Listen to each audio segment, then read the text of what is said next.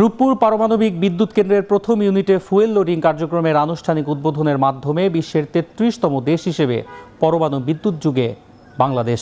এ নিয়ে আরও জানাতে রূপপুর পারমাণবিক বিদ্যুৎ কেন্দ্র এলাকায় আছেন সহকর্মী সাজিদ আরাফাত। সরাসরি যুক্ত হচ্ছি তার সাথে। সাজিদ, প্রথম ইউনিটের চুল্লিতে ফুয়েল লোডিং কার্যক্রমের উদ্বোধনের বিষয়ে বিস্তারিত জানাবেন।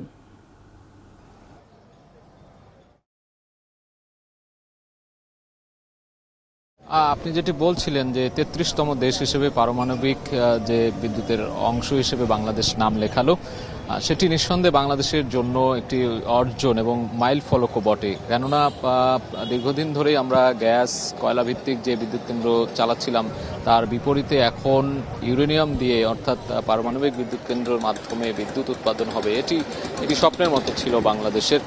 সেটি নিঃসন্দেহে আজকে বাস্তবে রূপ নিতে যাচ্ছে বা নিয়েছে বলা চলে। কেননা আজকে প্রথম ধাপের যেই ফুয়েল লোডিং, সেই ফুয়েল লোডিং কিন্তু কিছুক্ষণ আগে করা হয়েছে। বাংলাদেশের যে বিজ্ঞান ও প্রযুক্তি মন্ত্রণালয়ের মন্ত্রী ছিলেন, তিনি ছিলেন এবং এই প্রকল্পের সাথে আনুষ্ঠানিকভাবে যারা যৌথভাবে কাজ করছেন, রাশিয়ার একটি টিম, রোসাটম, রাশিয়ার একটি প্রতিষ্ঠান, তাদের প্রতিনিধিরাও ছিলেন এবং বাংলাদেশের প্রতিনিধিরাও ছিলেন। যৌথভাবেই কিন্তু এই প্রক্রিয়াটি চলমান রয়েছে এবং ফুয়েল লোডিংয়ের যে কাজ, সেটি 30 থেকে 45 দিনের একটি হিসেব বলা হয়েছে যে এই লোডিং প্রক্রিয়া চলবে। এরপরে আরও নানান ধরনের বৈজ্ঞানিক কর্মকাণ্ড রয়েছে এখানে।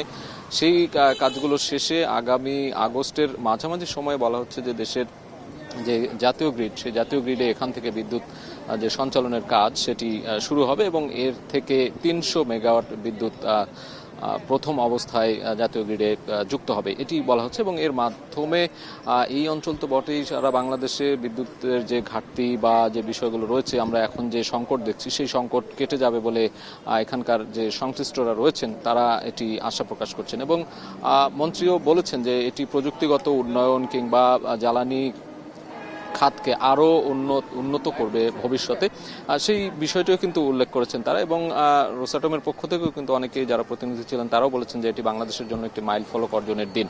এই বিষয়গুলোই কিন্তু আজকের যে কার্যক্রম ছিল, সেই কার্যক্রম থেকে উঠে এসেছে। তো আমরা দেখেছি এখানকার মানুষের মধ্যেও একটা উচ্ছ্বাস উদ্দীপনা রয়েছে যে এখান থেকে এই যে রূপপুরের একটি জায়গা থেকে ঈশ্বরদীর মতো একটি উপজেলার মতো জায়গা থেকে এত বড় একটি প্রজেক্টের মাধ্যমে বাংলাদেশে বিদ্যুৎ উৎপাদন হচ্ছে পারমাণবিক, সেটি নিঃসন্দেহে এখানকার মানুষের জন্য একটি বড় গৌরবের বিষয়। এই ছিল আমার কাছে থাকা সবশেষ খবর।